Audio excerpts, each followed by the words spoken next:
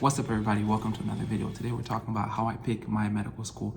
So we're going to use the story of Peter Pan to explain how this helped me pick my medical school.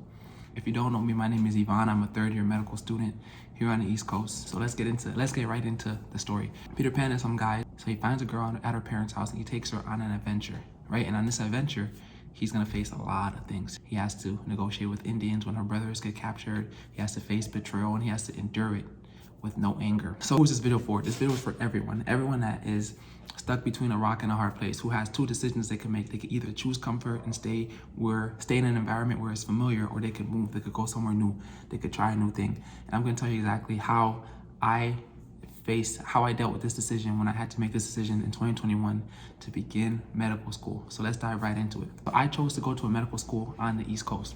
And while making this decision, I knew that I had never been to the East Coast. I didn't really have any family on the East Coast. I was gonna deal with the harsh winters that I hadn't dealt with since I lived in Minnesota. I would know nobody, and I'd be here kind of stuck just trying to figure it out by myself. But this is exactly what I wanted. So I knew that I wanted to come to the East Coast because I wanted to go on my own hero's journey. I wanted my own sense of adventure. I wanted to discover myself. I wanted to come somewhere new where I had really no safety net.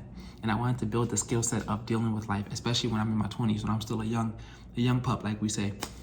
So everyone was telling me, Yvan, just stay home, be close to home, be close to your family, be close to your support network. You're gonna be able to save a lot of money. But man, skip that. Life is not about saving money. Life is about developing yourself. Life is about going through life and enduring that.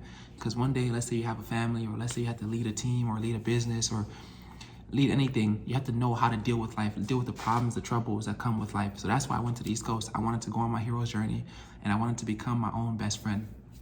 And it was a form of training.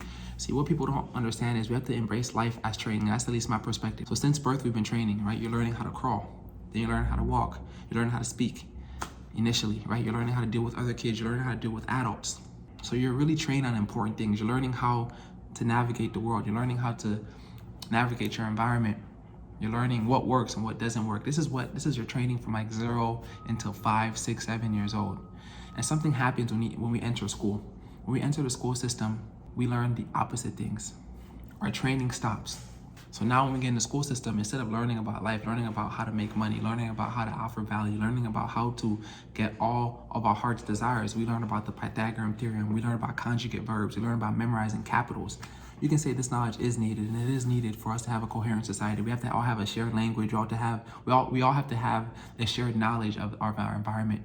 But a lot of what we learn in school doesn't really apply to the real world, doesn't really apply to what we want to do in our future, right? School doesn't teach you how to make money. School doesn't teach you how to get the life you want. School doesn't teach you how to be likable, but school can teach you how to draw a rhomboid, right? So that's the flaw in the school system. So guys, we know that at some point our training stops. Our training in crucial life skills stops, and now we just get trained in the school system.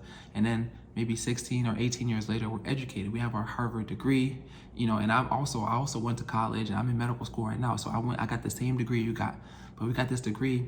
We know how to write 10-paragraph essays, but we don't really know how to provide for ourselves in the real world. I realized that I came to the East Coast to create a training program for myself that would help me navigate through life, that would help me trust myself and become my own best friend. So I wanted to get what I call a real education, a world education. And I knew that the only place to do that was to get away from what was comfortable, to cut those ties and to move, to go as far as I could.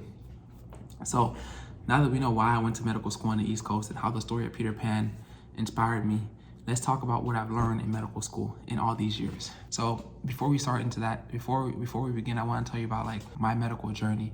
So when I was a kid, I always had an affinity to the sciences. I was like a young philosopher. I wanted to understand like how things worked. I wanted to always learn about myself. So I went into medical school because I had an affinity, but it wasn't some grand like story that most people have. Like, oh, my dad was a surgeon, my cat lost his leg, and my aunt fell from the roof, and I knew that I always wanted to save lives. I didn't have any of that story. I just came to medical school because one, I like the sciences, and two, I wanted to use medicine to learn about myself. So the same brain that I study, right, or that skeleton, I have all those bones in my own body. So studying the mitochondria, studying the lysosomes, studying the cells was a form of me studying myself, because I too have the same cells. I have a brain, I have a heart, I have eyes, I have a nose, I have a mouth, just like everyone else. So I felt that this education was very important. And it's interesting because Everyone has a human body, but most people live their whole lives and they never know how to use it, right? It's like having a car and not knowing how to use it, not knowing how the engine works. They don't know what foods to feed it. They don't know what amount of sleep, what environments to put your body in to be optimal. We just trust everyone else to think for ourselves, which is an interesting perspective. But yeah, I went to medical school for this, and I also knew that medical school would teach me different skills. So if you are applying to medical school or some postgraduate school, or you're moving to a new city tomorrow, here are the skills that you'll learn by going out on a limb and doing something that you've never done before. You'll learn the lesson of self-control, meaning thinking before you act, not acting on every emotion.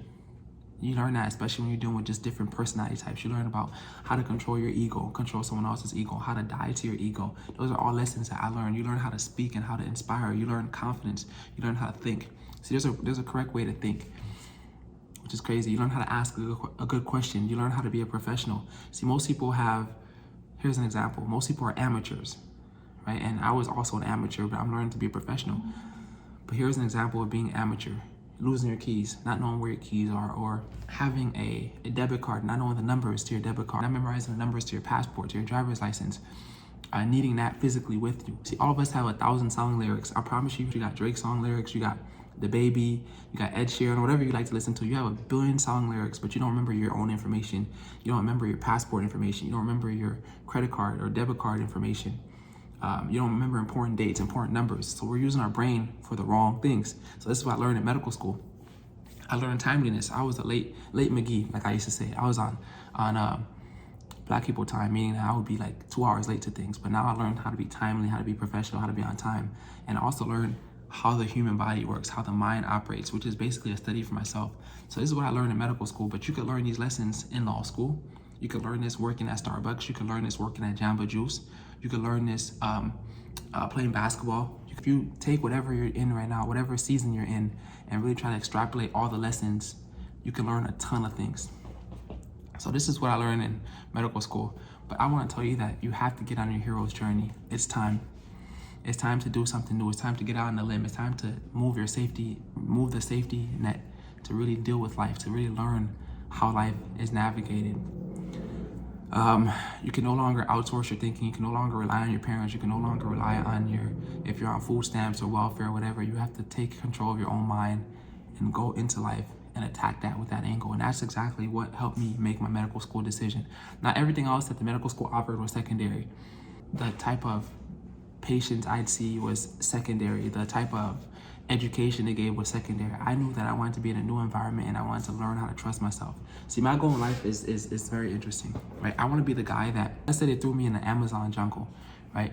With no clothes, no money, nothing, and they tried to like hide me or kill me in there. I want to be the guy that can survive that and I can come back to the US 2 weeks later with a wallet full of money, fresh clothes, and a new haircut. Right? I want to know that I have the skill set within me that I can handle any situation in life. So I don't want $1 million. I want the skill set of knowing how to make $1 million. Now, $1 million would be nice. I'm not going to sit here and cap, right? $1 million would be nice, but this is what I'm saying. So you want that skill set, and the only way to develop your skill set is to go on your hero's journey, is to be Peter Pan, is to go save the girl from the Indians and take her on that hero's journey. This will help you trust yourself, and this will help others trust you more. If you're watching this video, it's because it resonates with you, and it's because it's time for you to buckle up and get on that hero's journey.